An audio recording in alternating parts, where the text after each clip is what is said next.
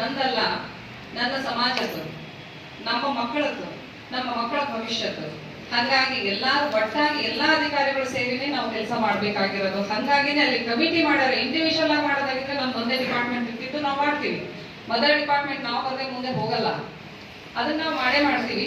But ಎಲ್ಲಾರು ಒಟ್ಟಾಗಿ ಮಾಡ್ಲಿ ಅನ್ನೋದೇ ಒಂದು ಕಮಿಟಿಯ ಉದ್ದೇಶ.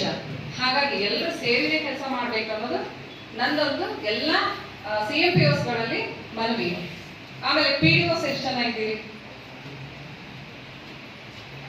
S, thank you. ಎಷ್ಟು ಜನ PDOs ಸ್ವಯಂಕೃತವಾಗಿ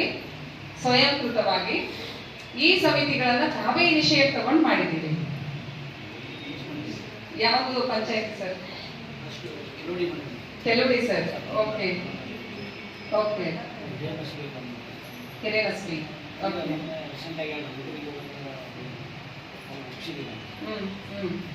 ಅಲ್ಲಲ್ಲ, ನಾನು ಕಮಿಟಿ ಮೀಟಿಂಗ್ಸ್ ಕೇಳ್ತಿದ್ದೀನಿ ಸರ್. ಎವ್ರಿ 3 months ನಮ್ಮ ಇಲಾಖೆಯಿಂದ ಇನಿಷಿಯೇಷನ್ ಹೋಗದೇನೆ ಎಷ್ಟು ಜನ PDOಗಳು ದಯವಿಟ್ಟು ಮಾಡಿದ್ದೀರಿ ಹೇಳಿ. ದಯವಿಟ್ಟು ಮಾಡಿ, ನನ್ನ ರಿಕ್ವೆಸ್ಟ್ ಅದು. ಯಾಕೆಂದ್ರೆ ನಿಮ್ದು ಸುಮಾರು ಕೆಲಸ ಇರುತ್ತದೆ, ನಾನು ಒಪ್ಕೊಳ್ತೇನೆ. 28 ಡಿಪಾರ್ಟ್ಮೆಂಟ್ ಇಂದ ಎಲ್ಲರನ್ನು ನೋಡ್ಬೇಕು, ಹುಟ್ಟಿದ್ರಿಂದ ಹಿಡಿದು ಸಾಯೋವರೆಗೂ ನೀವೇ ನೋಡ್ಬೇಕು. ನಾನು ಅದನ್ನ ಒಪ್ಕೊಂತೀನಿ. ಬಟ್ ಅದ್ರ ಜೊತೆಗೆ ಮಧ್ಯದಲ್ಲಿ ಇರೋರು ಬದುಸೋದು ನಿಮ್ದೇ ಕೆಲಸ ಅಲ್ಲ. ಹುಟ್ಟಿದವರು ಸತ್ತವ್ರದು ನಡುವೆ ನಾವು ಇದೀವಲ್ಲ, ನಮ್ಮನ್ನು ನೋಡ್ಬೇಕಾದರೂ ನೀವೇ ಅಲ್ಲ.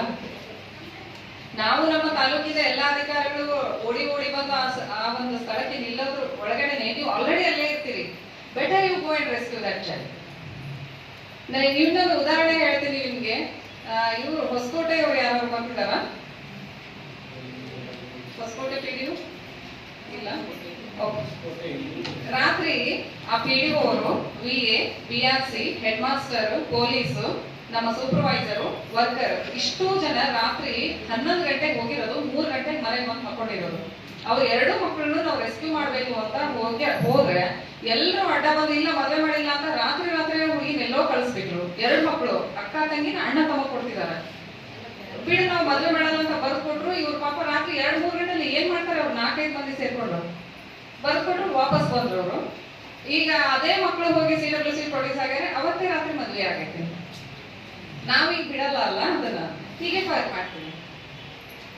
ನೀವೇ ಕಾಲ ಮೇಲೆ ಕಲ್ಲು ಹಾಕೊಳ್ತೀವಿ ಅನ್ನೋದನ್ನ ಜನರಿಗೆ ನೀವೇ ತಿಳಿಸ್ಬಿಡ್ಬೇಕು. ನಿಮ್ಮ ಮಾತನ್ನ ಅಲ್ಲಿ ಜನಪ್ರತಿನಿಧಿಗಳ ಮಾತನ್ನ ಅವ್ರು ಕೇಳ್ತಾರೆ. ಈಗ ನನ್ನ ಮಾತನ್ನ ಅವ್ರು 1% ಕೇಳಿದ್ರೆ ನಿಮ್ಮ ಮಾತನ್ನ 50 to 60% ಕೇಳ್ತಾರೆ. ಅದಕ್ಕಾಗಿ ನಾವು ನಿಮ್ಮನ್ನ ಅವೇರ್ ಮಾಡ್ತಿದೀವಿ, ನೀವು ಹೋಗಿ ಅವ್ರಿಗೆ ಅವೇರ್ ಮಾಡ್ರಿ ಅಂತ. ಈಗ 2 FIR ಆಯ್ತದೆ. ಅವತ್ತೇ ಆ ಮಗುನ ಕಳಿಸ್ಕೊಟ್ಬಿಟ್ರೆ ಪ್ರಿವೆಂಟಿವ್ ಅದು. ಈ 17 ವರ್ಷ ಮಕ್ಕಳಿಗೆ ಯಾಕಾದ್ರೂ ಮಗು ಆಯ್ತು, ಆ ಮಗುಗೊಂದು ಮಗು ಆಯ್ತು ಅಂದ್ರೆ ಹೋಗ್ಸೋ. ತೊಂದರೆ ಯಾರಿಗೆ? ನಾಳೆ ನೀವೇ ಬಡದಾಗ್ತೀರಿ ಸರ್ ಬಂದು, ಪಾಪ ಬಿಡ್ರಿ ಮೇಡಮ್, ಬಡದಾದ್ರೆ ಪಾಪ ಏನೋ ಗೊತ್ತಿಲ್ಲ ಮಾಡ್ಕೊಬೇಡ. ಮಾಡಕ್ಕಾಗಲ್ಲ.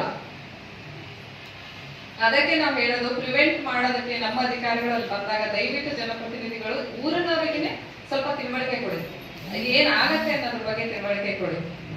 ಹಾಗಾಗಿ ಮಕ್ಕಳ ಹಕ್ಕುಗಳನ್ನ ರಕ್ಷಣೆ ಮಾಡೋದ್ರಲ್ಲಿ ಕೇವಲ ಒಂದು ಡಿಪಾರ್ಟ್ಮೆಂಟಿಗೆ ಮಾತ್ರ ಸೀಮಿತ ಇಲ್ಲ. ನಾನು ಇನ್ನೂ ಒಂದು ಬಹಳ ಡೆಪ್ತ್ ಆಗಿ ಹೋಗಿ ಹೇಳಕ್ ಇಷ್ಟಪಡ್ತೀನಿ.